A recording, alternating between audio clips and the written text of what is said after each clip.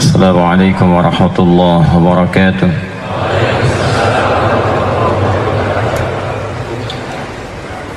Alhamdulillahi rabbil alamin alladhi hadana binuril islami fa asbahna muslimin والذي غرس في قلوبنا الإيمان فأصبحنا المؤمنين وأمرنا بالعبادات لنكون من المتقين نحمدك يا رب العالمين كما علمتنا أن نحمدك ونشكرك يا أرحم الراحمين كما علمتنا أن نشكرك أنت المقدم وأنت المؤخر بيدك الخير إنك على كل شيء قدير ثم الصلاة والسلام على سيد المرسلين النبي الكريم الرسول الأمين سيدنا محمد وعلى آله وصحبه وأمته وذريته إلى يوم الدين أما بعد فيا عباد الله أوصي نفسي وإياكم بتقوى الله فقد فاز المتقون فلا تموتن إلا وأنتم مسلمون فقال تعالى يا أيها الذين آمنوا اتقوا الله حق تقاته ولا تموتن إلا وأنتم مسلمون. Hadirin sekalian, rahimani wa rahimakumullah, saudara-saudariku, alhamdulillah kita masih diberikan kesempatan untuk menjalani kehidupan di hari ini. Semoga hidup kita hari ini dibimbing dan diberkahi oleh Allah Subhanahu wa taala. Dan semoga masa-masa yang telah kita lalui dalam beribadah diterima oleh Allah Subhanahu wa taala. Alhamdulillah kita diberikan kesempatan untuk belajar menggali tuntunan dari syariat dinul Islam, yang di antara sekian amalan-amalan itu tafaqquh fid din, belajar mengaji memperdalam syariat Islam, itu digolongkan langsung oleh Al-Quran ke dalam jihad fi sabilillah.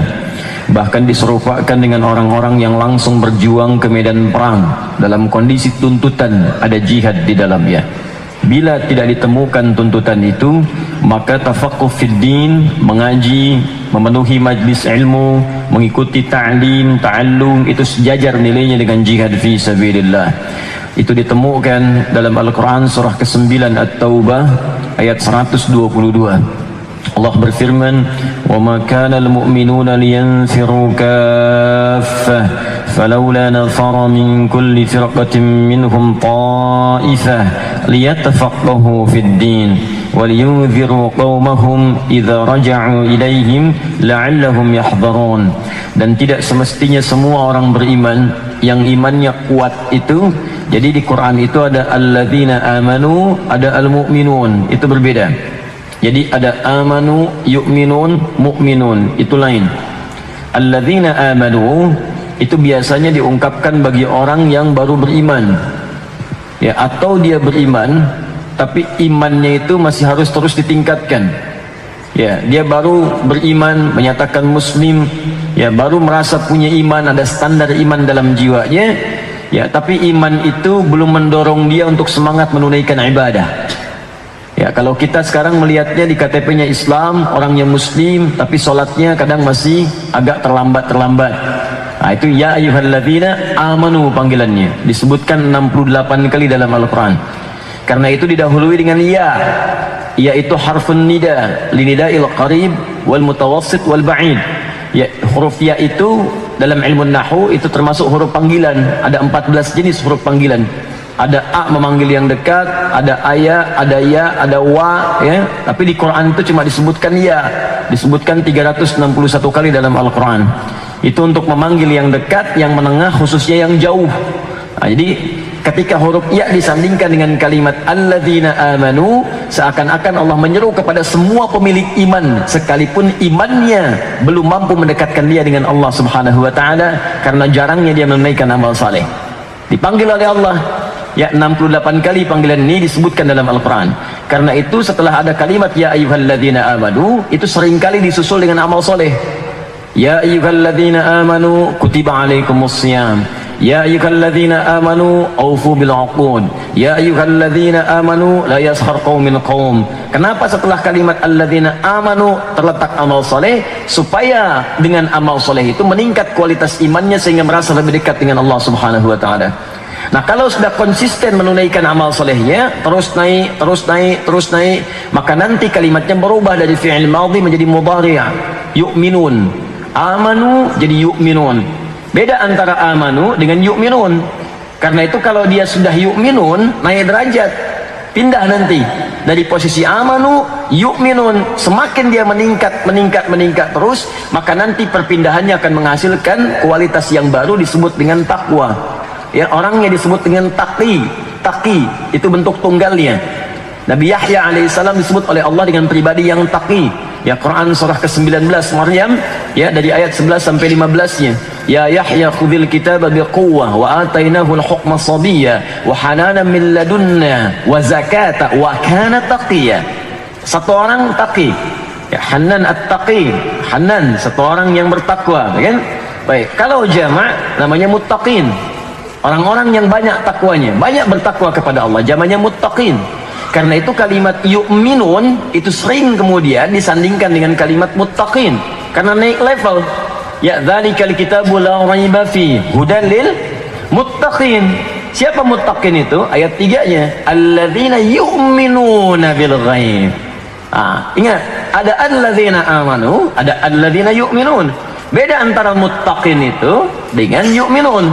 Ya, beda antara muttaqin itu dengan amanu. Beda antara amanu dengan yu'minun. Kalau amanu baru merasa beriman, dilatih dengan amal soleh. Dari amal soleh itu melahirkan takwa, jadilah yu'minun. Makanya setelah kita diminta puasa, kan ya ayyuhalladzina amanu, Al-Baqarah 183. Kutiba alaikumusiyam, latih dengan puasa. Kama kutiba alal ladzina min qablikum la'allakum tattaqun, jadilah kemudian dapat takwa. Setelah jadi takwa jadi muttaqin. Ciri orang muttaqin terus dia meningkatkan imannya.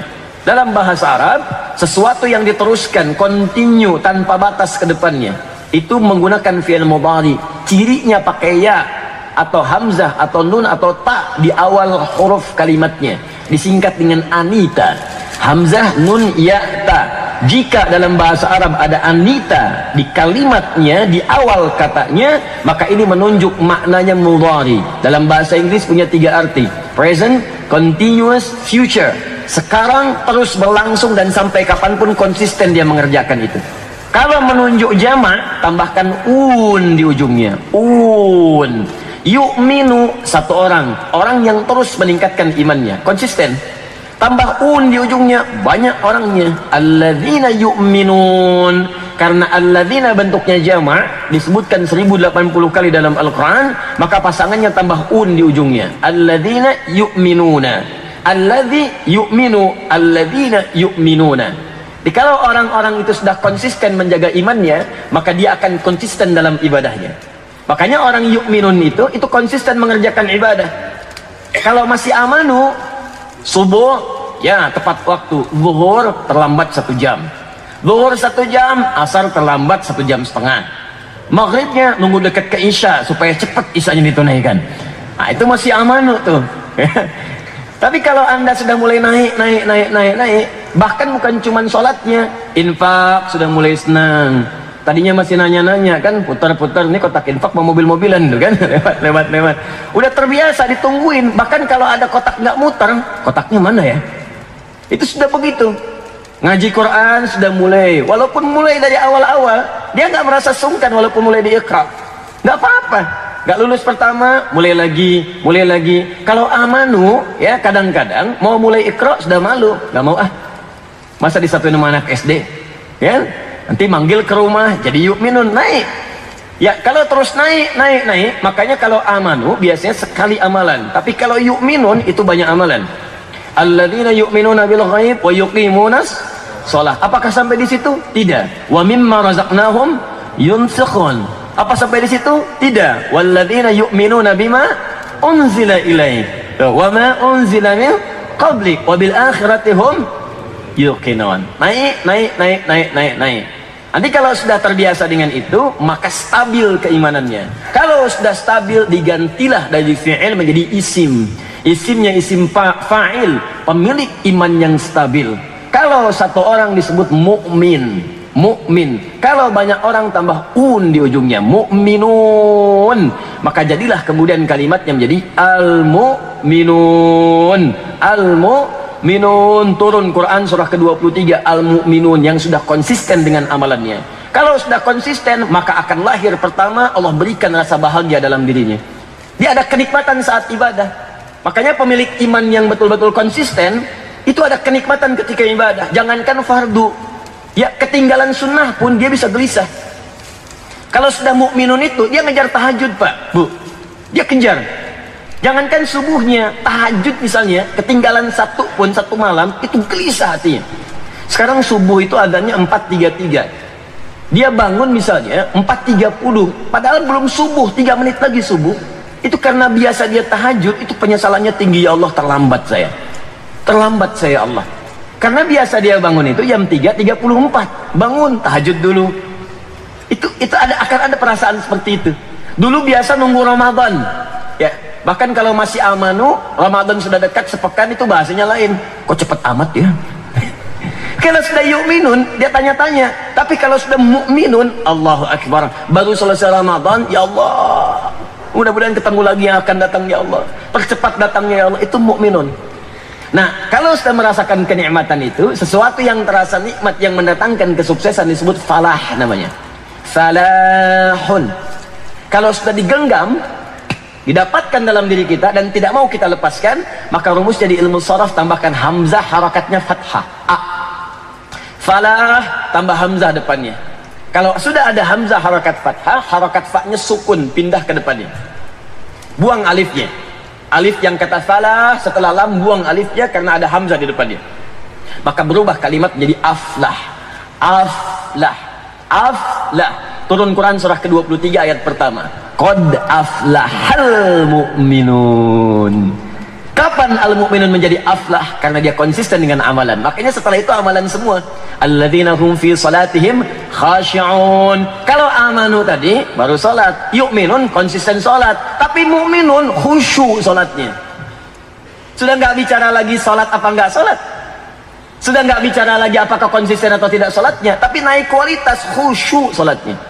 Ya alladzina hum lizzakati fa'ilun walladzina hum 'anil lagwi mu'ridun, sampai ala furujihim yuhafizun, sampai ujungnya.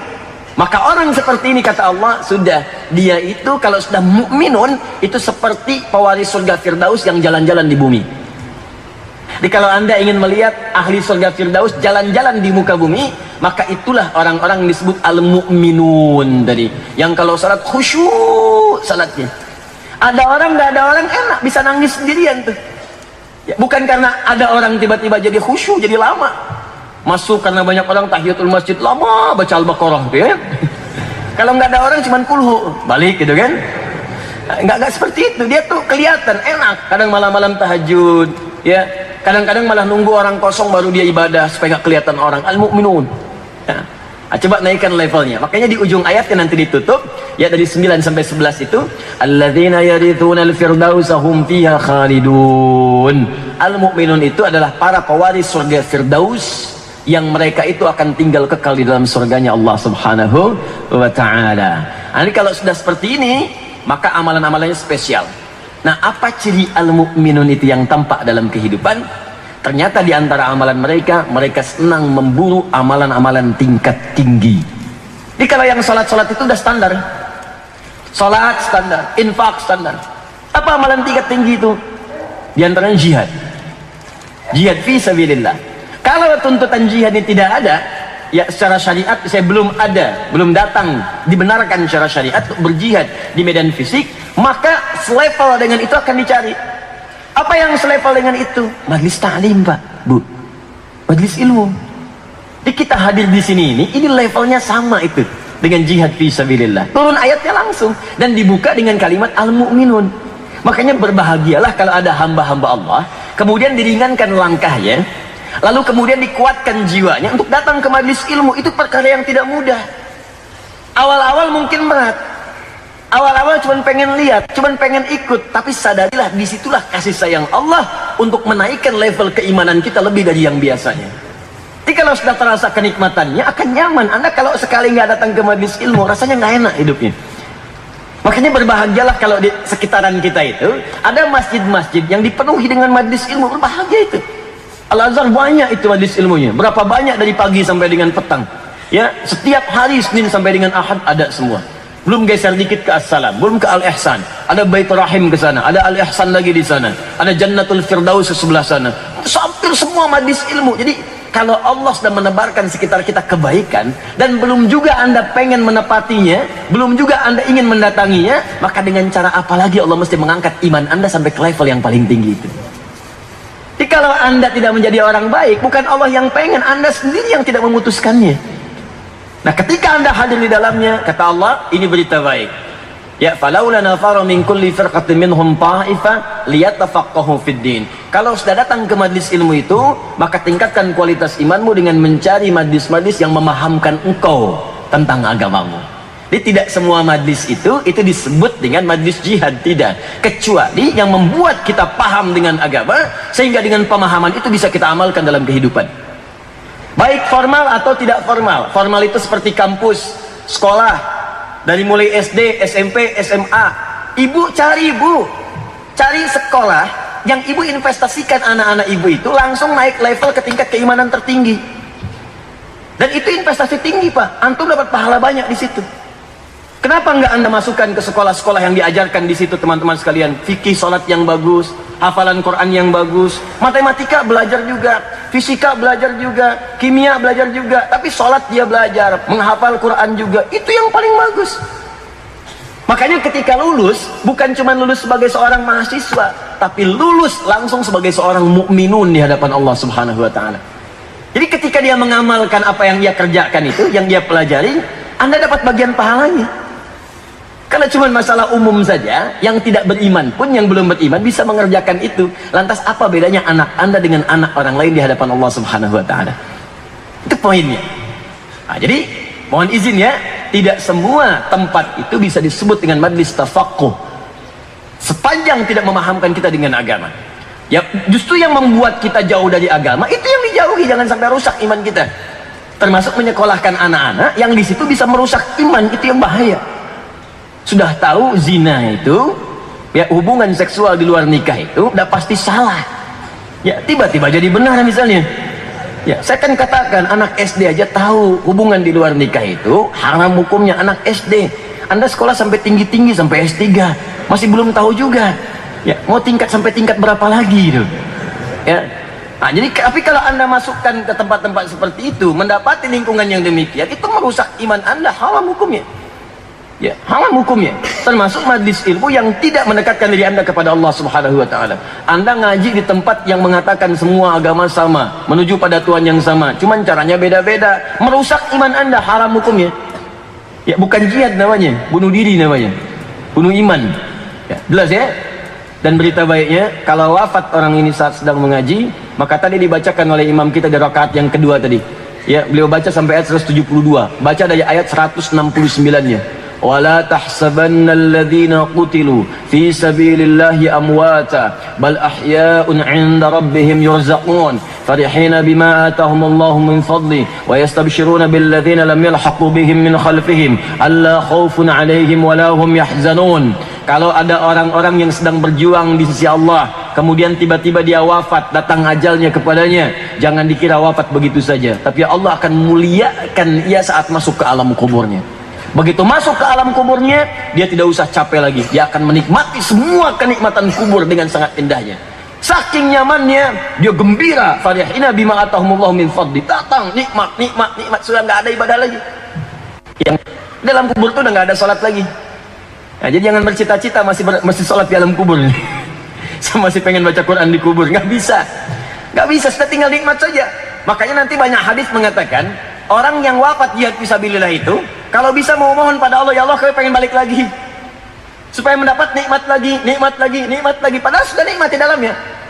Dan kalau Anda tahu, kata Allah, kalau mereka memungkinkan, tapi nggak mungkin. Ya ini ada bahasanya ada, kalau mereka memungkinkan tapi nggak mungkin, mereka akan datang kepada ahlinya, keluarganya, temannya, kerabatnya, dan menyampaikan, hei, kamu nggak usah sedih, kamu jangan nangis karena aku wafat. Di sini lebih enak dibandingkan dengan tempat kamu sekarang beraktivitas. Kalau bisa cepat ke sana, cepat ke sini sekarang, cepat nyusul. Di sini lebih enak dibandingkan apa yang telah kamu nikmati sekarang. Kamu capek, walaupun kamu kaya, kamu masih kerja. Kamu mengurus benda-benda yang kamu dapatkan itu. Anda kaya, sudah pensiun, tapi kan ngurus juga. Mobil diurus, rumah diurus, anak diurus. Sini nggak ada yang diurus, semua nikmat, nikmat, nikmat, nikmat, nikmat. Memberikan kabar gembira, tapi tak mampu melakukannya seketika dengan langsung, itu dalam bahasa Arab disebut istabsyara yastabsyir. Tapi kalau bisa menyampaikan secara langsung berhadapan disebut basyara yubasyir. Makanya Nabi Muhammad SAW ketika masih hidup dan diberi perintah oleh Allah untuk menyampaikan kabar gembira supaya umatnya masuk surga, kerjakan amalan ini. Kalimatnya menggunakan basyara. Buka Quran surah kedua ayat 25, paling kanan sebelah atas. Ya, wa basyiril ladzina amanu wa 'amilus shalihat anna lahum jannatin tajri min tahtihal anhar. Kata Allah Muhammad SAW, kabarkan berita gembira kepada umatmu. Pada sahabat-sahabatmu dulu yang masih hidup. Beliau masih hidup. Ya, kalau mereka mau beriman dan menjadikan iman itu membimbing mereka beramal soleh, saya siapkan surga untuk mereka. Nabinya masih hidup. Tapi ketika masuk ke alam kuburnya, kita masuk ke alam kubur, wafat kita di dalamnya, kata Allah, para pejuang fi sabilillah itu wafat diberikan kenikmatan. Alhamdulillah. Kalau dia mampu mengabarkan nikmatnya, dia akan sampaikan pada kawannya, kerabatnya, keluarganya. Jangan nangis, mah. Jangan sedih, Pak. Anak-anakku jangan nangis, jangan sedih. Teman-teman, jangan sedih karena aku pergi. Aku di sini nikmat. Wa yastabsyiruna billadzina lam yalhaqu bihim. Yastabsyiru, bukan basyar. Kalau dia mampu, dia akan sampaikan. Cuman dia nggak bisa sampaikan. Makanya Allah yang memberitakan kepada kita semua. Kalau nggak percaya, nanti wafat aja ya. Kalau tiba ajalnya, nanti akan kelihatan tuh, akan kelihatan. Dan kita nggak bisa memilih untuk cepat wafat karena sudah ada ajalnya. Makanya bunuh diri, nggak ada kerjaan, nggak ada kerjaan. Minum baygon misalnya ya, satu baskom. Kalau belum tiba waktunya ya nggak akan meninggal juga. Ya, jelas ya. Nah, karena itu berbahagialah kita ada di sini dan mari kita kuatkan kualitas ta'lim kita dengan mempelajari adab-adabnya sehingga kualitasnya naik derajat di sisi Allah sebagai jihad fi sabilillah insyaallah. Dengan itu wasilahnya kita belajar mengaji. Sekarang kita teruskan ke halaman 14 ya, melanjutkan pertemuan yang lalu dari kitab Adabul Alim wal Muta'allim karya Syekh Muhammad bin Hashim Al-Ash'ari. Tahaddatsu Syekh Muhammad bin Hashim Al-Ash'ari yang mendirikan Nahdlatul Ulama tanggal 31 Januari tahun 1926. Ini adalah adab yang sudah melekat pada seluruh ulama-ulama sampai dengan ke ulama salaf, sampai ke sahabat yang belajar dengan Nabi sallallahu alaihi wasallam. Jadi sebelum belajar ilmu itu mereka semua belajar adab. Dari pelajaran adab itu kemudian menuliskan di kitab-kitabnya lalu menyampaikan kepada kita. Ini penting saya ingatkan untuk menguatkan karena banyak pelajar sekarang belum selesai adab sudah masuk ke materi sehingga banyak orang yang belajar ilmu tanpa adab. Akhirnya begitu mengamalkan adabnya hilang. Ya betul memang Pak, betul ketentuan tahiyatul masjid. Orang masuk masjid mau itikaf salat 2 rakaat, betul. Tapi jangan sampai orang belum tahu lantas Anda marahi. Ya, orang belum tahu itu diberitahu, bukan dimarahi. Betul memang merapatkan saf itu bagus. Memang itu harusnya begitu sunnahnya. Tapi kalau Anda ingin berikan kepada orang lain pengetahuannya, maka sampaikan dengan adabnya. Kadang-kadang betul, tapi adabnya tidak ada. Akhirnya yang terjadi perselisihan. Dan itu melahirkan musibah yang lebih besar dibandingkan dengan pengetahuan itu sendiri. Karena itu Al-Imam An-Nawawi sebelum menulis Al-Arba'in An-Nawawiyah, itu menulis At-Tibyan fi Adab Hamalatil Quran. Itu kitab adab. Baru menulis Al-Arba'in 42 hadis. Baru Riyadus Shalihin 1896 hadis. Sampai nanti terus ya. Sampai ke Syarah Sahih Muslim 9 jilid itu. Nah ini teman-teman At-Tibyan belum belajar sudah masuk Al-Arba'in. Yang paling dahsyat Al-Arba'in belum belajar sudah Riyadus Shalihin. Nah itu kadang bagian-bagiannya yang kadang-kadang terlewati. Sehingga memang betul Al-Arba'in hafal tapi adabnya hilang. Jangankan pada murid, pada ustadz-ustadz pun tidak ada adab di situ. Itu yang jadi persoalan. Karena itu ayo kita teruskan halaman 14 insyaallah di kitab Adabul Alim wal Muta'allim. Saya bacakan kembali. Waqala sallallahu alaihi wasallam. Penulis di sini yaitu Syekh Hasim meneruskan bagian tentang bab keutamaan seorang penuntut ilmu, seorang berilmu dan seorang yang mengajarkan hasil pengetahuannya. Apa di antara keutamaannya disebutkan dalam hadis Nabi sallallahu alaihi wasallam. Saya pernah ingatkan kepada jamaah bahwa beliau ini itu juga di antara pakar hadis dan punya sanad. Punya sanad hampir di seluruh ya turunan-turunan tawaqatul hadis, kitab-kitab hadis. Ya, Al-Bukhari punya sanad, Muslim punya sanad, di kitab Sunan punya sanad. Dan ini sebelum menulis kitab ini pun atau gabungan 19 kitabnya, itu beliau menyantumkan sanad-sanad hadis-hadis yang telah beliau dapatkan ijazahnya. Karena itu tidak heran kalau dalam tulisan di kitab ini kebanyakan hadis-hadis Nabi, hadis. Ya, wa qala sallallahu alaihi wasallam, talabul ilmi fariidatun ala kulli muslimin wa muslimatin wa talibul ilmi yustaghfar lahu kullu syai'in hatta al-hut wal bahr. Ya, wa qala sallallahu alaihi wasallam, dan di antara kemuliaan para penuntut ilmu itu diberikan berita gembiranya oleh Rasulullah sallallahu alaihi wasallam, talabul ilmi fariidatun ala kulli muslimin wa muslimatin. Ini bagian pertamanya. Awas, hati-hati, nanti saya terangkan ya. Di sini ada dua persoalan. Pertama kata fariidah, yang kedua kata muslim dan muslimah.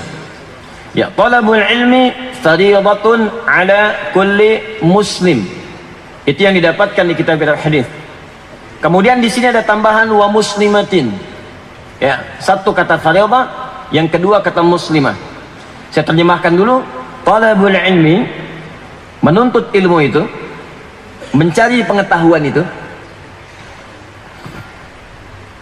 Mencari itu bahasa Arabnya bahasa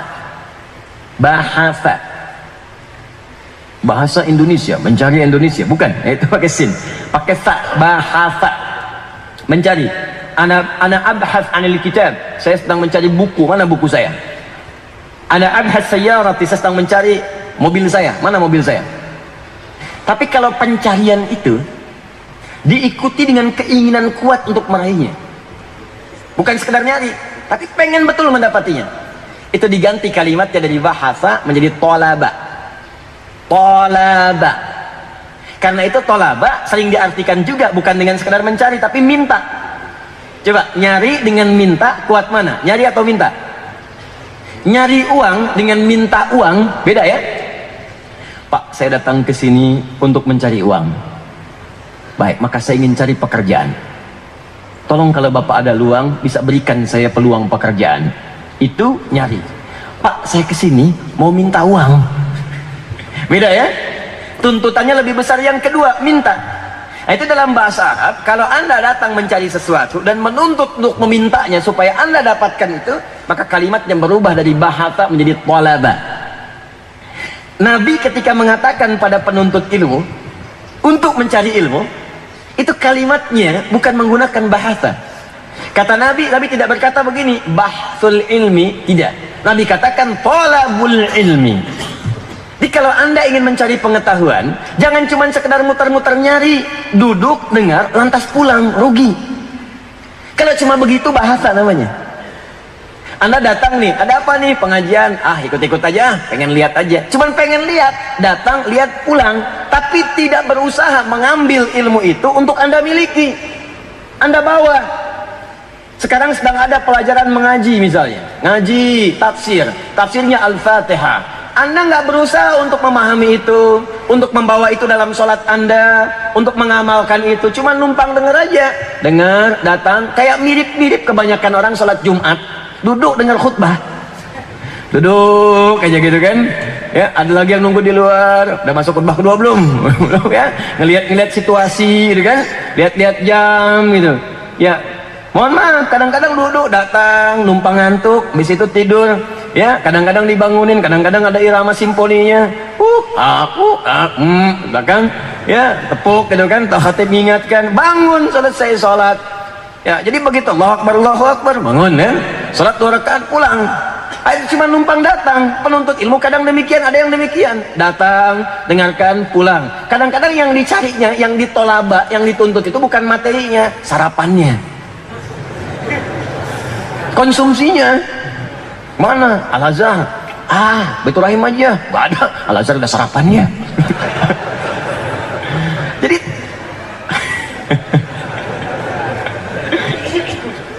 Jadi datang ke majelis ilmu itu nyambi, tujuan utamanya yaitu Posisi mendekatkan prestasi, geser-geser dikit ke meja prasmanan gitu ya. Memang dari malam itu tujuannya itu yang dicari. Nah itu salah sih enggak salah. Dosa juga enggak. Cuma itu tidak masuk dalam kategori tolaba yang disebutkan di hadis ini. Makanya kata Nabi, kalau mau belajar ke majelis ilmu jangan nanggung. Rencanakan dari awal. Makanya nanti ada perangkat bagaimana supaya ilmu itu bisa kita dapatkan. Tolaba, cari, dapatkan, ambil. Kalau dengan itu Anda cukup dengan mendengar saja, kalau level Anda seperti Al-Imam Al-Bukhari, sekali datang nggak bawa catatan, langsung ingat semuanya. Awal sampai akhir, A sampai Z disebutkan, titik koma hafal semua. Bisa diulang dari awal sampai akhir. Itu silakan, nggak usah bawa catatan datang.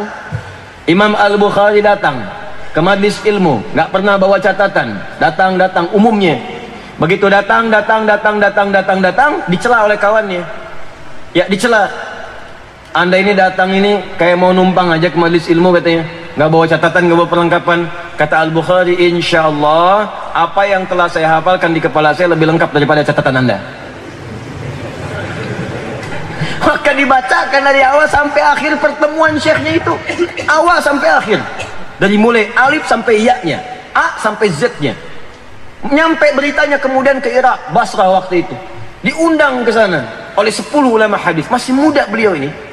Datang diundang, katanya konon ada seorang pemuda hafal hadis banyak, ahli hadis, diundang. Yang ngundang nggak tanggung-tanggung 10 ulama besar ahli hadis di bidangnya.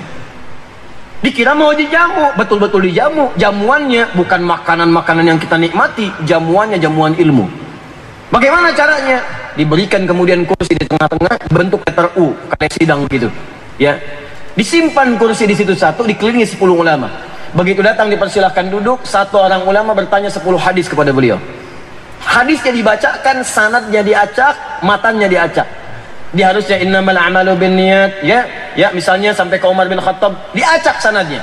Dari sipulan ke sipulan ditukar, A ke B, B ke C, C ke D. Bacakan riwayatnya pun kadang-kadang matannya diacak. Innamal a'malu binniyat, innamal af'alu binniyat. Bisa diganti kalimatnya. Ya, innaman niyatu bil a'mal, innamal a'malu yajib an yakuna lahun niyat. Misal, itu setiap orang menyampaikan 10, diacak kali 10, 100. Begitu selesai satu orang 10 hadis, ditanya oleh yang satu orang, ya, apakah menurut anda hadis ini benar? Kata Al-Bukhari, tolong selesaikan dulu 10-10-nya. Maka 10 ulama itu langsung menyelesaikan semuanya, diulang 1 sampai akhir, 1 sampai 100 hadis lengkap dengan sanadnya, lengkap dengan matanya.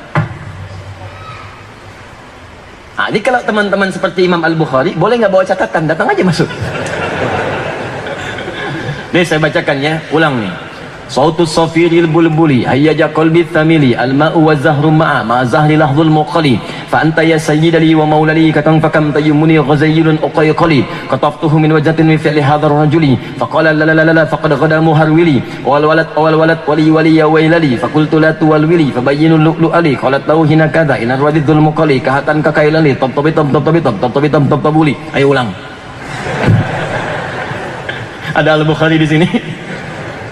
Kalau kita merasa nampaknya sulit untuk diingat dan kadang-kadang cepat lupa, dan kalau sudah lupa suka nggak ingat, maka bawa perangkat. Apa di antara perangkat itu? Dulu orang bawa catatan, kemudian dituliskan. Silakan. Tapi kalau tak sempat untuk itu, saya takut terganggu antara menyimak saya dengan nulis saya, karena tidak ada keseimbangan yang baik di situ. Boleh pakai rekaman, silakan. Sekarang lebih bagus lagi, ada live-nya langsung. Ya, ada bisa diulang-ulang lagi. Ini perangkatnya banyak. Nah, gunakanlah perangkat itu untuk mendalami apa yang kita dapatkan. Jadi kalau anda memang benar-benar berniat untuk belajar, maka sifatnya kata Nabi bukan bahasa, tapi tolaba. Tolabul ilmi. Ini satu. Bismillah. Ini ya. Ini kalau teman-teman sering kali, maaf ini kelihatan ini.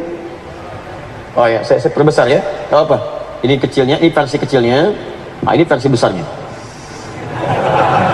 Ini talabul ilmi.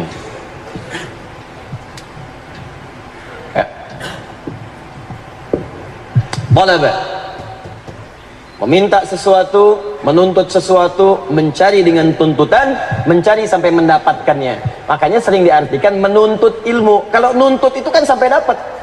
Ya, berusaha sampai dapat. Jaksa penuntut umum nuntut betul sampai dapat apa yang ini tuntut itu. Ya, saya menuntut Anda minta maaf, tuntut sampai dicari betul ketemu. Tapi kalau cuma biasa-biasa nggak dapat sesuatu, itu santai aja, itu bahasa namanya. Jelas ya? Nah, ini baik formal ataupun tidak formal. Makanya Bapak Ibu kalau nanti anak-anaknya disekolahkan dari tingkat yang paling kecil, TK kah, SD kah, gitu kan? Ya, SMP, SMA sampai ke yang atas ya, coba dicek. Jangan-jangan selama belajar itu yang dapat cuma 10%. Lantas kenapa Anda harus banyak-banyak mengeluarkan uang? Biaya, tenaga, waktu, merawat, nyiapin sarapan, bolak-balik, rugi Anda. Coba di SD anak Anda 6 tahun tuh, belajar apa aja selama 6 tahun? Apa yang didapatkan di situ? Kan tuh orang-orang tua dulu itu masih sempat anaknya pulang ditanya, belajar apa tadi nak? Lihat lagi ada SKS dulu. Ya, ada LKS-nya, lembar kerja siswa, ya SKS, susunan kerja siswa. Ya, dilihat semuanya. Bahkan Ramadan pun kadang-kadang dikasih dari sekolahnya itu lembar kerja untuk ibadah.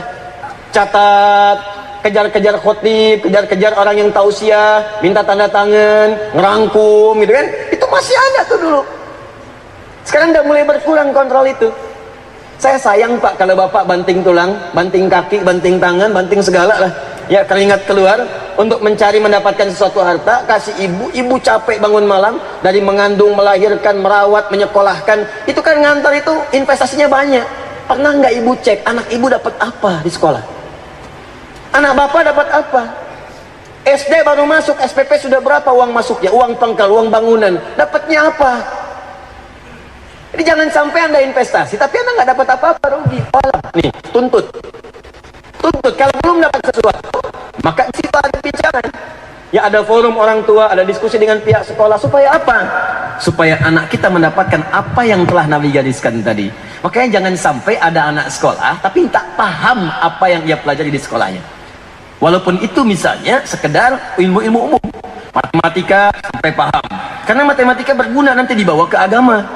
Kalau nggak tahu matematika, gimana ngitung sholat subuh 2 rakaat? Hah? Udah tahu 2, masih 1 dikerjain itu kan? Paham ya? Nah, itu talabun. Kemudian talabul ilmi. Ya, mencari pengetahuan itu mesti dengan kuat, ya mesti berusaha untuk mendapatinya dan tuntut dia sampai Anda dapatkan, sampai Anda pahami. Kalau nggak paham, tanya. Saya ulang, kalau nggak paham, tanya. Kalau sudah paham, jangan banyak ditanya. Makanya muncul kaidah di Quran surah 5 ayat 100 sampai 101. Ya ayyuhalladzina amanu, hai orang-orang yang telah merasa beriman, la tas'alu an asya'a in tubdalakum tasukum. Hai orang-orang masih merasa punya iman, kalau pelajaran sudah dipahami dengan bagus, jangan banyak ditanya lagi. Khawatir yang sudah jelas itu nanti menjadi semakin tidak jelas karena banyak pertanyaannya. Tapi kalau tidak tahu, tanyakan supaya tahu. Fas'alu ahla dzikri in kuntum la ta'lamun. Kalau Anda tak paham, maka tanyakan ahla dzikri. Allahu akbar. Allah tidak katakan ahlul ilmi, tapi Allah katakan ahlul dzikri. Dzikrun adalah seluruh aktivitas yang mengingatkan kita dengan Allah subhanahu wa ta'ala, yang mendekatkan kita dengan Rabbul Alamin. Karena itu dalam Al-Quran kalimat-kalimat zikir seringkali ditafsirkan dan dijelaskan dalam konteks ibadah. Salat disebut zikir karena salat mampu mengingatkan kita dengan Allah. Quran surah ke-20 ayat ke-14. Innani anallahu la ilaha illa ana fa'budni wa aqimis salata lidzikri. Saya Allah, tidak ada Tuhan selain saya, sembah saya. Bagaimana cara menyembahmu ya Allah? Wa aqimis salat, tunaikan salat lidzikri, supaya engkau ingat dan dekat denganku. Doa itu zikir. Makanya saat berdoa kita merasa dekat dengan Allah subhanahu wa ta'ala. Quran surah 7 ayat ke-205.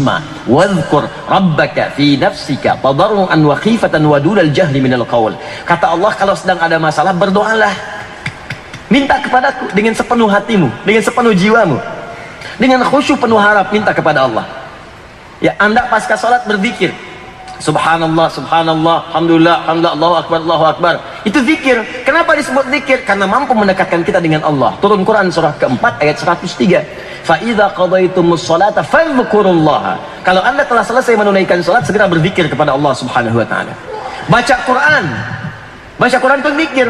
Turun Quran surah ke-15 ayat 9. Inna nahnu nazzalna dzikra wa inna lahu lahafizun. Kami yang telah turunkan Al-Quran sebagai zikir. Makanya ketika Anda sedang baca Quran, keadaan Anda merasa dekat dengan Allah. Jangankan baca, dibacakan Quran, dengar bacaan Quran. Ada tahrim dari Syed Al-Azhar. Pagi-pagi baca di sini tilawah. Terdengar suaranya oleh kita. Kita merasa beda suasana hati kita. Ada frekuensi yang lain seakan merasa lebih dekat dengan Allah. Quran surah ke-8 ayat kedua. Innamal mu'minuna alladzina idza dzukirallahu wajilat qulubuhum wa idza tuliyat 'alaihim ayatuhu zadatuhum imana wa 'ala rabbihim yatawakkalun. Orang beriman itu kalau mendengar disebutkan nama Allah ada getaran dalam jiwanya. Allahu akbar, Allahu akbar. Adzan, ada getaran di jiwa. Ya Allah sudah adzan. Sudah adzan. Ya, zadatum imana. Wa idza tuliyat 'alaihim ayatuhu, kalau dibacakan kepadanya ayat-ayat Allah, bukan sekedar baca, baru dengar ayat-ayat Allah, apa yang terjadi? Zadatum imana wa 'ala rabbihim yatawakkalun. Bertambah imannya dan semakin dekat hubungannya dengan Allah Subhanahu wa taala. Bahkan ada yang saking dekatnya, itu semua aktivitas zikir. Keluar dari masjid itu sambil jalan, Allah ya Allah ya Allah ya Allah ya Rahman ya Rahim ya Malik ya Qudus, subhanallah, astagfirullah, astagfirullah, astagfirullah. Setiap tempat jalan, duduk, bahkan berbaring, dia zikir kepada Allah. Masya Allah. Maka turunlah di situ Quran, misalnya surah ketiga Ali Imran dari ayat 190 sampai 191 itu. Inna fi khalqis samawati wal ardi wa ikhtilafil laili wan nahari la ayatin liulil albab. Siapa mereka? Alladzina yadhkuruna Allah qiyaman wa qu'udan wa 'ala junubihim. Zikir. Zikir, zikir, zikir. Kalau Anda tidak tahu, maka cari kemudian ulama yang bisa memberikan pengetahuan, yang dengan pengetahuan itu Anda dekat dengan Allah, membuat Anda lebih dekat. Makanya kalau mau konsultasi, jangan cari orang pintar, apalagi yang di atas normal, paranormal, konslet nanti ya. Yang dicari itu orang soleh, soleh yang pintar, bukan sekedar soleh ya. Soleh nanti banyak ditemukan di masjid, yang ke masjid, tapi bukan berarti semua yang di masjid itu paham agama ya. Tidak, cari juga yang paham dan dia soleh, mampu mendekatkan Anda dengan Allah. Jadi kalau Anda konsultasi, dijawabnya tuh diminta meningkatkan ibadah, minta sholat. Ustadz saya mau tobat Ustadz. Kenapa Pak? Saya itu punya kecenderungan suka dengan sesama jenis. Baik, inna lillahi wa inna ilaihi raji'un. Setiap manusia itu barangkali punya berbuat salah. Tapi berita baiknya, manusia yang terbaik adalah saat dia salah, dia ingin berusaha memperbaiki kesalahannya. Berbahagialah ketika Anda datang ke sini, Anda sedang mendapatkan cinta Allah, karena dengan itu Anda mendapat hidayah untuk berubah. Tidak semua Pak orang bisa seperti Bapak. Insya Allah sekarang Bapak berubah ya. Yuk sekarang, ayo kita belajar pelan-pelan. Banyak istighfar dulu, tobat dulu, kenali hikmah kehidupan. Sekarang begini Pak, apa Bapak mau kalau ibu Bapak berhubungan dengan sesama ibu-ibu lain? Apa Bapak mau kalau Bapak, ayahanda Bapak itu berhubungan dengan pria-pria lain, dan itu di hadapan Bapak? Bapak ridho nggak? Kira-kira kalau bapaknya Bapak nih berhubungan dengan bapak lain, ada nggak Bapak sekarang? Kadang-kadang pada orang-orang demikian gak harus banyak pakai dalil. Itu yang bikin disertasi kemarin itu ya, yang katanya hubungan seks di luar nikah itu boleh. Tanyakan kepadanya, kalau ada dengan anak perempuan Anda berhubungan seks, Anda ridho nggak? Ridho nggak Anda? Tanyakan begitu. Kalau anak perempuan Anda disetubuhi oleh orang lain, dizinahi oleh orang lain, ridho nggak Anda itu? Yakin saya demi Allah, saya kata, yakin saya, hati kecil akan mengatakan jangan. Kalau anak Anda berhubungan seksual di luar nikah, ridho nggak? Istri Anda, ibu Anda dan sebagainya, ridho nggak? Tanyakan pada istrinya, kalau dia mengatakan itu, tanyakan pada istrinya, mau nggak istrinya begitu? Nggak akan mungkin, karena fitrah itu nggak akan bisa ditolak. Paham ya? Jadi kadang-kadang mesti ada peluang-peluang untuk mendapati itu. Makanya kalau konsultasi pada yang memberikan solusi, jangan datang pada yang menghadirkan masalah. Saya punya Pak kecenderungan senang sama jenis. Oh nggak apa-apa Pak, itu memang fitrahnya Bapak begitu. Bapak masuk ayo komunitas homo. Itu bahaya, karena ada yang begitu. Ada bahkan dibela, nyampe demo, mau masukin undang-undang, bikin festival. Itu yang berbahaya. Ya kan jelas dalam fikih juga, makanya orang-orang laki-laki yang melambai itu nggak bisa jadi imam dalam sholat, khawatir bubar. Allah, habislah kemudian sholatnya. Bismillahirrahmanirrahim. Habis hukum semua. Itu fas'alu ahla dzikri in kuntum la ta'lamun. Jelas ya? Jadi ilmu mendekatkan kita kepada pengetahuan untuk memahaminya, dan dengan paham itu dekat kita kepada Allah Subhanahu wa taala. Maka tuntutlah pengetahuan itu untuk kita dapatkan pemahamannya. Maka hukumnya fardhiyah. Ya, saya teruskan dulu untuk menyampaikan analisis kata-katanya. Talabul ilmi, menuntut pengetahuan untuk mendapatinya dan bisa mengamalkan dalam kehidupan kita. Fardhatun, adalah sebuah kemestian, kewajiban. Gini, ada wajib, aujaba yujibu ijaban, wajiban. Ada yang kedua, wajib digunakan kata kataba, wajib. Bentuk pasifnya kutiba, wajib. Ada farada, fardu, wajib. Ini saya terangkan sebentar. Di Quran itu biasanya yang sering digunakan itu dua. Satu kataba, bentuk pasifnya kutiba. Yang kedua farada, bentuk pasifnya furida. Kalau mencakup keterangan yang sudah utuh disebut mafruda. Kalau disebutkan kata kataba 225 kali disebutkan dalam Al-Quran, pasif ataupun aktif dan turunannya, itu menunjuk pada sebuah kewajiban yang menekankan susunannya yang tertib dan teratur. Jadi tertib, teratur. Jangan Anda lewat, jangan Anda lompati, dan jangan Anda selisihi. Harus terukur seperti itu sempurna. Penekanannya ke situ. Karena ibadahnya sudah dipahami, diterangkannya demikian. Cuman kadang-kadang orang gagal karena nggak sempurna menunaikannya sesuai urutan-urutannya.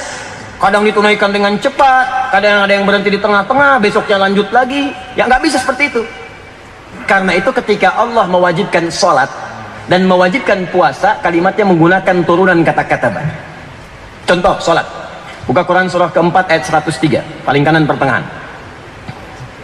فَإِذَا قَضَيْتُمُ الصَّلَاةَ فَاذْكُرُوا اللَّهَ قِيَامًا وَقُعُودًا وَعَلَى جُنُوبِكُمْ فَإِذَا اطْمَأْنَنْتُمْ فَأَقِيمُوا الصَّلَاةَ إِنَّ الصَّلَاةَ كَانَتْ عَلَى الْمُؤْمِنِينَ كِتَابًا مَوْقُوتًا. Sungguh kata Allah, salat itu, waktu-waktu salat bahkan bagi orang-orang yang beriman adalah kewajiban yang telah jelas ditentukan waktunya. Kenapa menggunakan kata kitab? Padahal Allah bisa mengatakan misalnya fardhan mauquta. Kenapa menggunakan kitab mauquta? Karena waktunya diatur dari subuh sampai isya sempurna. Jadi nggak boleh Anda menunaikan subuh di waktu zuhur. Ntar aneh pengen rapel aja ke maghrib deh sekalian, nggak bisa. Di subuh di waktu subuh, zuhur di zuhur, asar di asar, maghrib sampai isya. Bahkan ketika diatur jamak pun Allah atur apa yang bisa dijamak, apa yang nggak bisa dijamak. Zuhur hanya boleh jamak dengan asar, maghrib jamaknya dengan isya.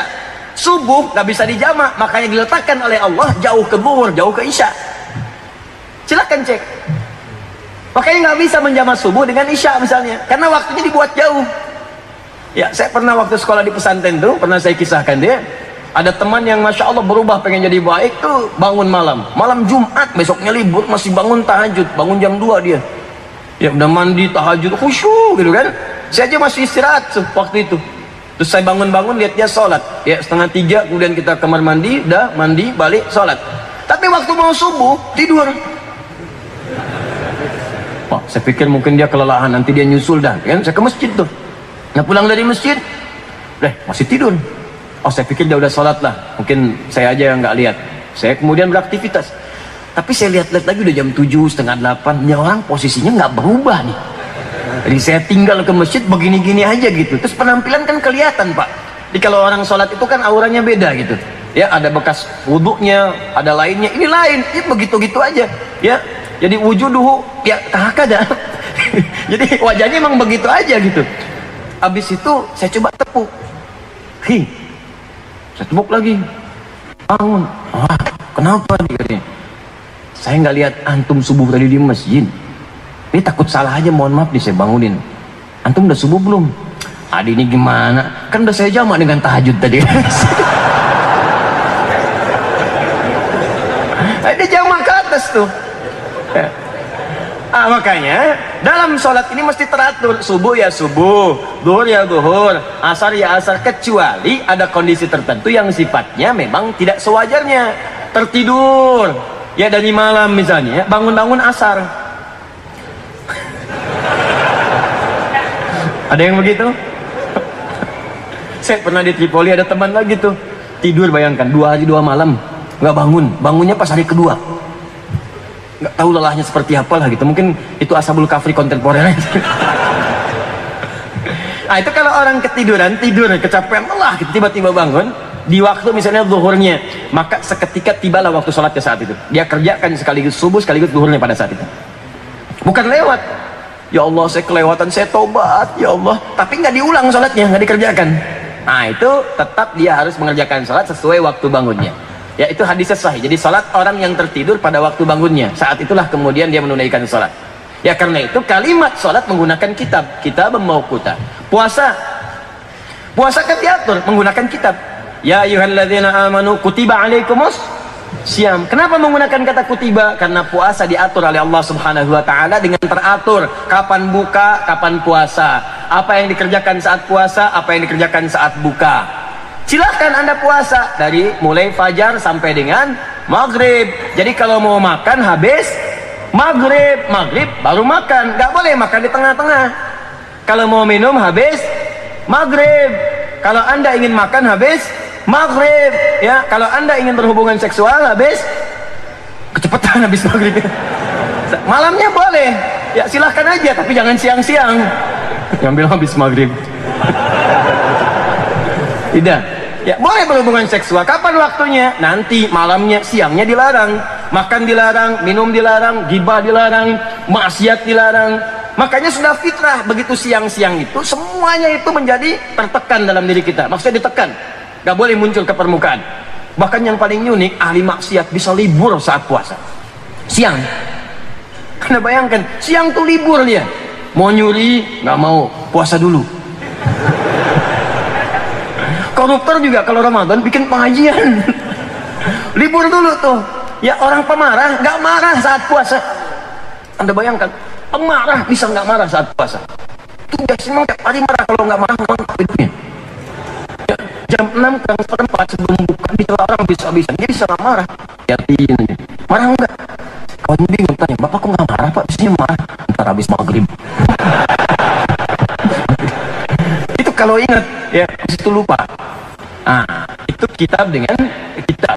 Kalau kata farada atau furida, dan di hadis ilmu itu menggunakan kata farida.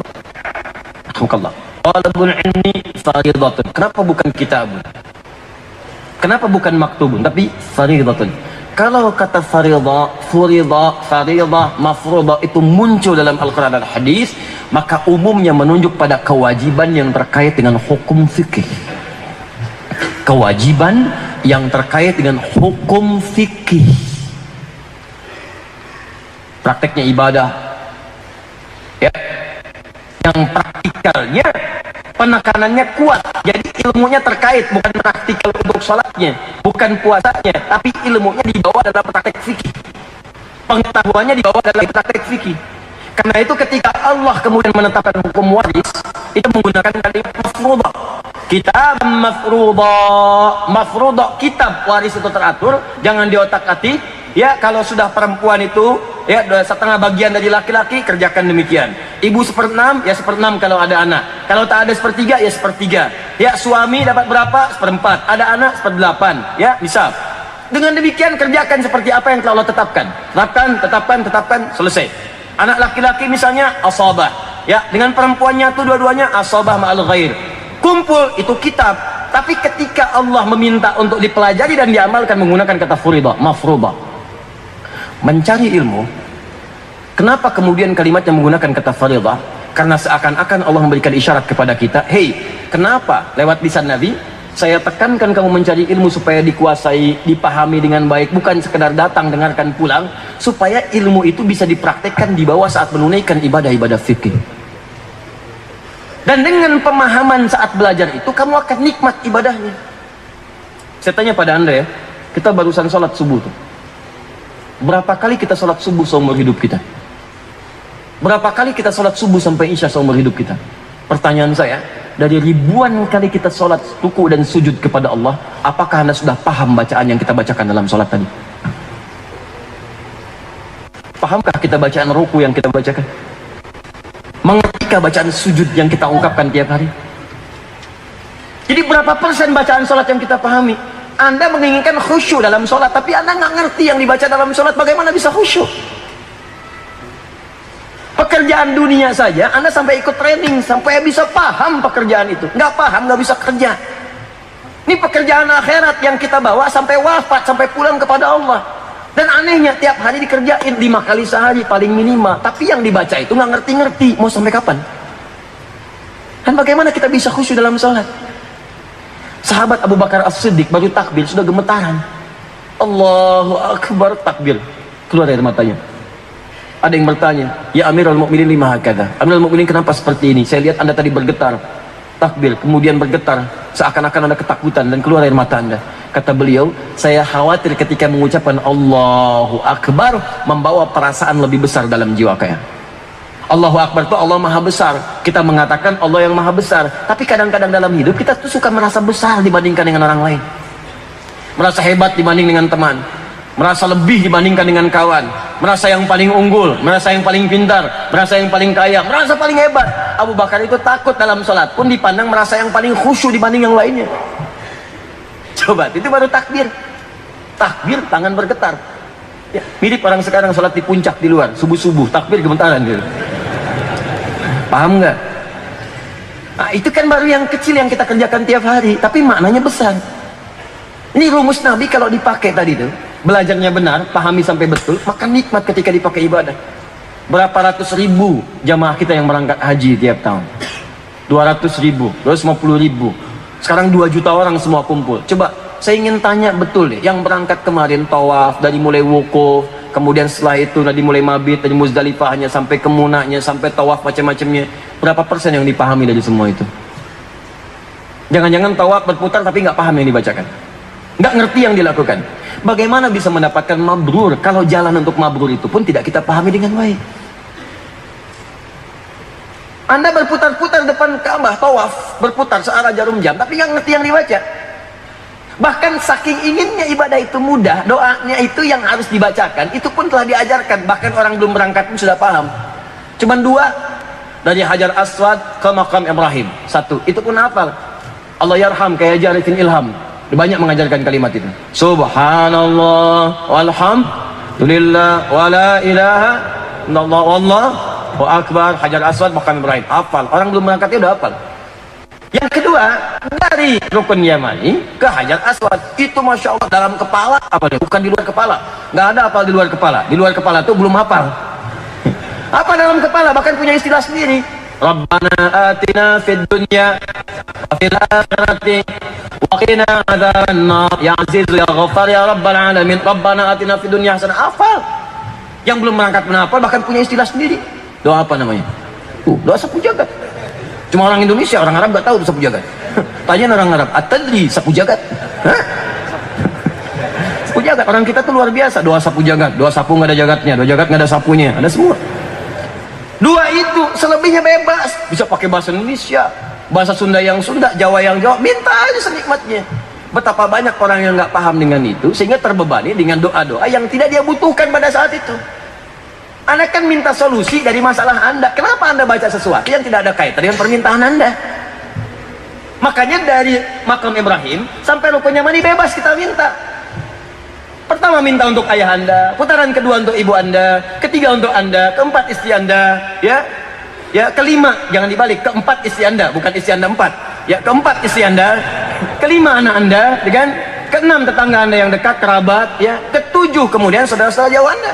Jadi pas putar itu minta dengan bahasa Anda, ya Allah, ayah saya ya Allah, dia telah merawat saya ya Allah, dia telah wafat, sinari kuburnya ya Allah, sayangnya di alam kuburnya, pertemukan kami di akhirat. Minta. Jadi Anda tuh tahu ini putaran keberapa. Saya minta dengan ayah, kedua saya minta dengan ibu, pekerjaan Anda minta ya Allah, berikan saya yang terbaik dalam pekerjaan saya, ya Allah lancarkan proyek saya, ya lancarkan pekerjaan saya, berkahi pekerjaan saya. Nanti diseleksi oleh Allah. Ada yang baik untuk dunia, tapi akhiratnya nggak ada. Ada akhiratnya bagus, dunianya nggak bagus. Maka Allah akan mengabulkan apa yang kita butuhkan, bukan apa yang kita mintakan. Maka diseleksilah yang baik dunia akhirat, itu yang dikabulkan. Kalau baik dunia akhirat tidak, dialihkan pada yang lain yang lebih baik. Makanya kita ucapkan, Rabbana atina fid dunya hasanah dunya wa fil akhirati hasanah. Karena ada orang yang minta dunia saja, akhiratnya tidak. Itu tadi ayat Al-Baqarah ayat 201, surah kedua ayat 201 paling kanan sebelah bawah. Ayat 200-nya itu yang cuma minta dunia saja. Wa minan nasi may yaqulu rabbana atina fid dunya wa ma lahum fil akhirati min khalaq. Ada orang minta dunia tapi akhiratnya enggak bagus buat dia. Bagi orang beriman kata Allah tidak. Wa minhum may yaqulu rabbana atina fid dunya hasanah wa fil akhirati hasanah. Gimana caranya di dunia kaya? Mesti kaya. Dengan kaya itu bisa zakat, bisa infak, bisa sedekah, bisa berderma. Ke akhiratnya pun dapat surga. Surganya bagi orang kaya seluas langit dan bumi. Quran surah ketiga 133. Jangan nanggung, minta. Makanya boleh minta pakai bahasa Indonesia, nggak apa-apa. Minta, mohon. Wah, saya pernah tugas waktu di Saudi itu. Wah, teman-teman ceritanya banyak sekali. Ada orang yang gelantungan di Muzdalifah. Orang Arab ada yang minta pakai bahasa Arab. Orang Bangladesh pakai bahasa dia. Ya, orang India pakai bahasa Urdu. Pakistan juga demikian. Orang kita minta, anak muda dekat ke multazam. Ya Allah, hamba kesini ingin memohon, ya Allah, pakai bahasa dia tuh. Hamba belum ada jodoh, ya Allah. Tolong dekatkan hamba dengan jodoh hamba, ya Allah. Sampai hamba memohon ke sini. Tiba-tiba datang seorang perempuan, samping, tinggi, hidungnya mancung, putih. Itu langsung dikasih contoh, kayak gini, ya Allah.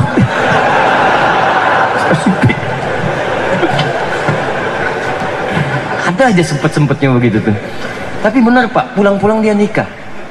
Pulang-pulang nikah, Bu. Walaupun bukan dengan yang tadi. Yang lain. Yang lebih spesifik lagi ada, datang nih tuh sampai ke Muzdalifah, deket-deket tuh. Ya Allah, hamba mohon ya Allah, hamba banyak utang ya Allah. Ya Allah, hamba banyak utang, kesini pun hamba ngutang ya Allah. Kalau tidak percaya, ini catatannya ya Allah. Tempelin. Tapi kisahnya dia pulang lunas tuh Pak. Lunas. Ada minta ikhtiar itu. Nah itu diantaranya itu fardhah. Jadi kalau kita kembalikan ke awal, kalau Anda mau belajar sampai paham, supaya pemahaman itu dibawa saat mengamalkannya, itulah fardhah namanya. Ya kalimatnya singkat kan? Selama ini kita cuma baca terjemahan. Menuntut ilmu itu wajib bagi orang muslim. Wajibnya kayak gimana? Apa kaitan wajib dengan kewajiban? Wajib menuntut ilmu sampai paham, sehingga ketika menunaikan kewajiban kita menikmati kewajiban itu ketika diamalkan. Ala kulli muslim, bagi setiap orang Islam, mengikat nih. Fardhah itu yang pokok-pokok. Salat fardhah, puasa fardhah, waris fardhah. Ya, baca Quran fardhah. Makanya kalau belajar Quran sampai paham. Kalau ada guru yang bagus, ketat, itu enak. Jangan protes. Bapak mau ngaji, Pak? Ya Ustadz. Udah jauh-jauh tuh, ya. Tempuh jarak 20 kilo datang ke Al-Azhar Talaki. Baik, Pak, silahkan baca. A'udzu billah, Pak. A'udzu, Pak. A'udzu billahi minasy syaithan, Pak. Pa. Masya Allah, baru a'udzubillah udah dibetulkan sampai setengah jam. Ya udah Pak, cukup dulu, nanti Bapak besok kesini lagi. Saya waktu talaki pertama di Suksulata dengan Syekh Ali itu baru baca Al-Fatihah. Baca Al-Fatihah selesai, hasbuk ya bulai gudan ta'ala kuda. Banyak bapak-bapak sekarang itu berhenti ngaji cuman gara-gara dikoreksi 1-2 huruf. Ya, ibu-ibu biasanya lebih sabar tuh, nggak lulus sekali jalan lagi, lulus 2 kali jalan lagi, dan seterusnya. Nah, sabar aja Pak Bu. Ternyata guru seperti itu yang hebat. Karena saya baru kemudian mengetahui guru saya itu ingin melihat di mana kemudian kekurangan saya dalam mengucapkan huruf itu, sehingga diperbaiki pada pertemuan berikutnya. Paham guru saya? Mirip kayak orang mau belajar bahasa Inggris, tes TOEFL, dicek dulu. Ya, readingnya, writingnya, listeningnya, dan sebagainya. Setelah itu baru diperbaiki dalam kursusnya. Itu guru yang bagus. Makanya kalau Anda sabar belajar Quran itu Quran tuh Allahu Akbar, istimewa, mu'jizat. Anda belajar makhraj, sifat huruf itu langsung oleh Allah dibantu dari mulai awal sampai akhir. Ini saya contohkan Al-Baqarah ya. Jadi ada makhrijul huruf, tempat keluar huruf. Cara keluarnya disebut sifatul huruf. Dari mulai hawa sampai dengan mim, bibir, fam. Disingkat nanti 3 huruf mewakili alif, lam, mim. Alif dari hawa, nggak ada sekat. Ada 2 huruf tambah 1 hamzah, a, ha, a. Nggak ada sekat. Lam di lidah, dari sini ke lidah, la la la la la la la la la. Mim mewakili di sini, mim. Ya, ada mim, waw, ba, mim. Alif, lam, mim. Perhatikan. Di antara 3 tempat sampai ke sini, makhrajul huruf secara umumnya ada yang paling sulit bo. Ada yang paling gampang a. Di pertengahannya za. Sa di ujung, da, agak sedikit ke dalam. Da. Ketika membuka Al-Baqarah setelah alif lam mim, maka Allah ambil yang pertengahan untuk memudahkan lisan kita berlatih. Dzalikal kitab la raiba fi hudal lil muttaqin. Setelah lancar da dipindahkan ke di da da. Setelah lancar da dipindahkan da ke di ayat 3-nya. Alladzina yu'minuna bil ghaib. Alladzi dzalika di. Setelah lancar da dengan di dimasukkan huruf zai, za.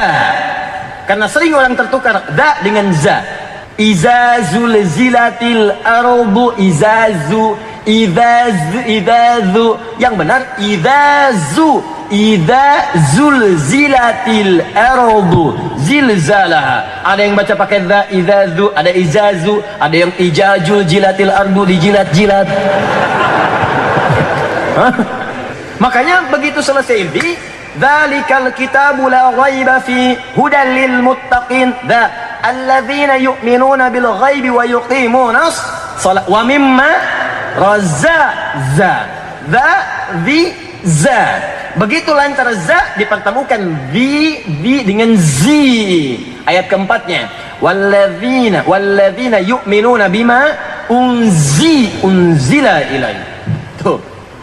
Makanya kalau belajarnya sabar itu sampai ayat 70, 71, 72 lah selesai makharijul huruf, tinggal gharib muskilah. Kapan ana dibaca panjang ana, kapan dibaca pendek, kapan majrur dibaca majre, kapan alaihi dibaca alaihu, tinggal itu aja. Yang lainnya lancar. Ya, qala innahu yaqulu innaha baqaratun la dhalulun tuthirul arda wa la tasqil hartha musallamatun la syiyata fiha. Sa sya dha kumpul di situ semua. Qala innahu yaqulu innaha baqaratun la dhalulun tuthirul arda wa la tasqil hartha musallamatun la syiyata fiha. Qalu al-ana ji'ta bil haqq fadhabahuha wa ma kadu yaf'alun. Kalau sabar beres, tapi kadang-kadang nggak sabar. Cari guru lain lah. Saya dulu awal datang ke Bekasi ini buka pengajian Quran. Ada bapak tuh udah lama, ada puluhan tahun, 50-60 tahun lah. Ya, da itu nggak bagus, belum bagus bacaannya. Saya bilang, Pak, gini, Bapak pulang dari sini, coba da. Bapak besok sini lagi, tapi syaratnya pulang dari sini, Bapak kan jalan tuh ke rumah. Ya, Bapak dari sini ke rumah, da. Sampai depan rumah. Lakukan itu, Pak. Besok Bapak lancar insya Allah. Dia pulang tuh, da. Sampai rumah dibuka pintu dari sini, Bapak pulang, da. Besok lancar dia. Besok lancar. Hadis sahabat, itulah faridah. Itulah talab. Coba berapa banyak yang kita amalkan ini? Hah? Kita hafal hadisnya, diulang-ulang, nah SD tahu, tapi maknanya dipraktekkan. Makanya ini ke bawah seumur hidup nih hadis ini. Muslim satu orang, semuanya wajib karena semua muslim itu sholat. Semua muslim itu puasa, semua muslim baca Quran untuk dibawa dalam sholat. Kalau nggak benar bacaannya, apa nggak malu Anda berhadapan dengan Allah? Nih, Anda menghadap pimpinan nih. Oh, besok saya akan berjumpa dengan ketua MPR, datang ke kantornya. Saya berjumpa dengan presiden, datang ke kantor. Itu sampai latihan di cermin. Bapak presiden yang saya hormati, nih, sampai lurus kalimatnya, nggak mau salah. Yang protokol, yang upacara, yang macam latihan. Anda menghadap Allah tiap hari. Apa nggak malu bicaranya masih salah di hadapan Allah? Alhamdulillahi Rabbil Alamin. Yang betul. Alhamdulillahi Rabbil Alamin. Salah. Maknanya jauh. Alamin, Tuhan semesta alam. Alamin, orang-orang sakit. Alhamdulillahi Rabbil Alamin. Nggak ada artinya. Ayo coba. Mau sampai kapan? Muslim. Sampai di sini hadisnya berhenti sebetulnya. Hadisnya berhenti. Karena mudzakkar itu kalau disebutkan tunggal mencakup muannats. Tapi ada sebagian yang nggak paham. Dipahaminya, oh ini untuk laki-laki aja. Ya, karena beda laki-laki dengan perempuan dalam ilmu nahwu itu ditambahkan tak di ujungnya untuk perempuan. Jadi kalau muslim laki-laki, kalau ingin jadikan khusus untuk perempuan tambah tak di ujungnya, muslimah. Mukmin laki-laki, perempuan mukminah. Muhsin laki-laki, perempuan muhsinah. Soim laki-laki, perempuan ada tak di ujungnya, tak. Nah, kalau dia berdiri sendiri muslim saja, di Quran, di hadis Muslim, satu saja, maka hukumnya mencakup laki-laki dan perempuan. Selesai. Tapi banyak orang juga yang nggak paham, karena kan nggak semua belajar ilmu nahu. Tidak semua paham kaidah bahasa Arab. Karena itu perlu keterangan, tafsir, bayan. Dalam rumus bahasa Arab di ilmu nahwu, di antara huruf tafsir itu menggunakan wawu, harfu atfin wa tafsirin. Bisa ataf ikut hukum sebelumnya, bisa tafsir dari kalimat yang akan dijelaskan. Makanya sering dalam kalimat bahasa Arab muncul wawu setelahnya kalimat yang serupa dengan yang awal. Laqad tamma syarhu wal bayanu. Sungguh telah selesai syarah penjelasan tentang ini. Apa itu syarah? Ditafsirkan bermakna syarah wal bayan. Faridatul ilmi, talabul ilmi faridatun ala kulli muslim. Selesai. Ada yang bertanya, apakah hanya bagi orang laki-laki aja yang menuntut ilmu? Wa muslimatin. Yang dimaksud laki-laki di sini pun mudzakkar, mencakup pula perempuannya. Di wawu di sini jangan diartikan, oh si Hasim salah nih. Katanya ahli hadis, tapi beda dengan hadis. Bukan beliau salah, ente yang belum paham. Jadi kalau tak mampu memahami sesuatu, jangan salahkan orang yang alim. Kalau guru salah, mungkin wajar, namanya manusia. Yang tidak wajar itu murid yang mencari-cari kesalahan guru. Salah nih, katanya pakar nggak tahu hadis, bid'ah emang. Oh bid'ah, Anda tuh bid'ah. Ya.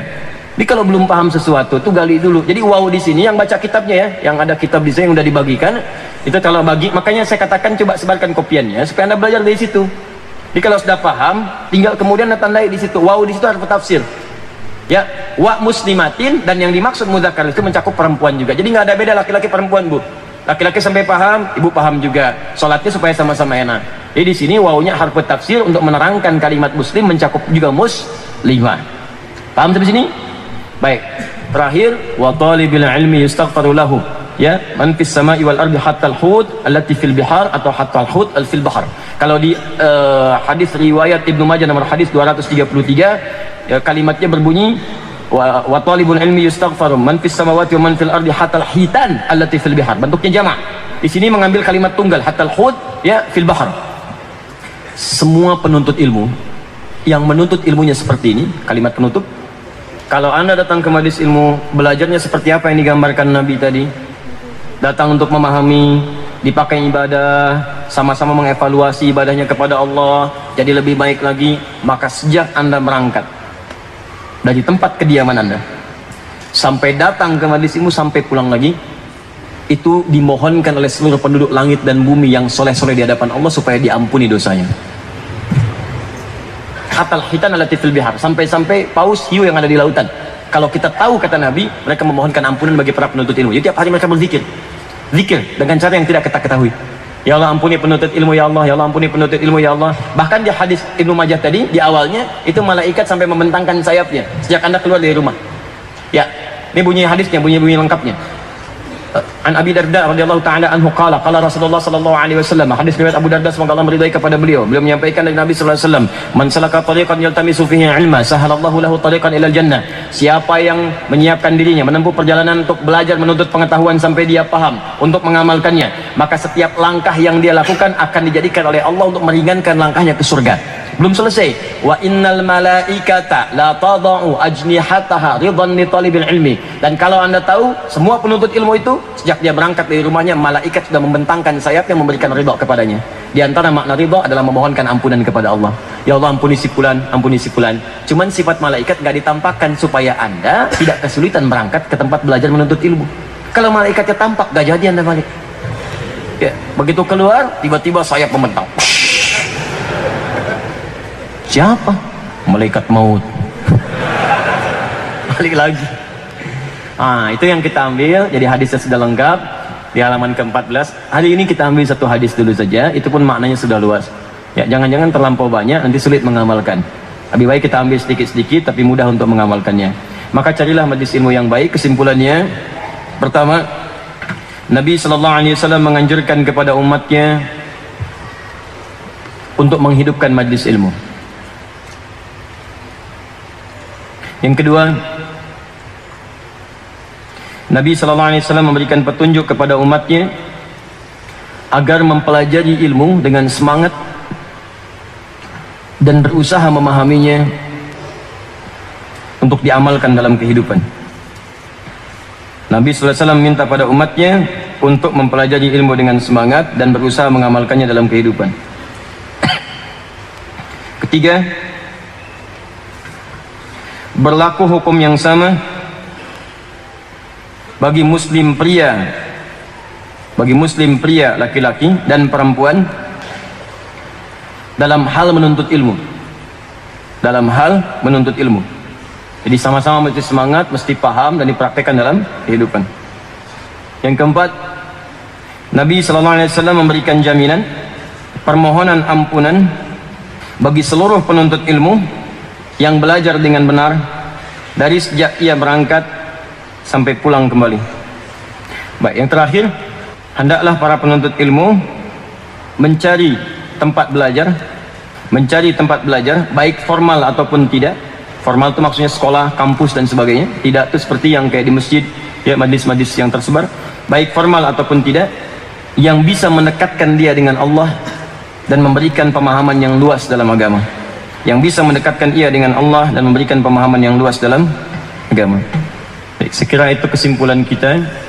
Ya, saya kira itu yang bisa disampaikan, semoga memberikan manfaat. Allahumma taqabbal minna innaka antas samiul alim wa tub alaina innaka antat tawwabur rahim. Allahumma salli wa sallim wa barik ala habibikal karim rasulikal mustafa al amin sayyidina Muhammadin wa ala alihi wa sahbihi ummati ila yaumiddin. Rabbana la tada' lana fi maqamina hadha wa fi kulli maqamin dhanban illa ghafartah wa la hamman illa farajtah wa la daynan illa qadaytah wa la maridan illa shafaitah wa la 'asiran illa yassartah wa la hajatan min hawaijid dunya wal akhirati fiha laka ridha wa fiha lana as-salah illa qadaytaha ya arhamar rahimin. Allahumma 'allimna ma yanfa'una وعلمنا ما جهلنا ووفقنا بما تعلمنا ووفقنا لنعمل ما تعلمنا به. اللهم اجعلنا من أهل القرآن. اللهم ارحمنا بالقرآن واجعل القرآن صحيبا لنا في الدنيا وشفيعا لنا في الآخرة يا رب العالمين. اللهم ربنا آتنا في الدنيا حسنة وفي الآخرة حسنة وقنا عذاب النار بفضلك سبحان ربك رب العزة عما يصفون وسلام على المرسلين وآخر دعوانا الحمد لله رب العالمين. سبحانك اللهم وبحمدك أشهد أن لا إله إلا أنت أستغفرك وأتوب إليك. Assalamualaikum warahmatullahi wabarakatuh.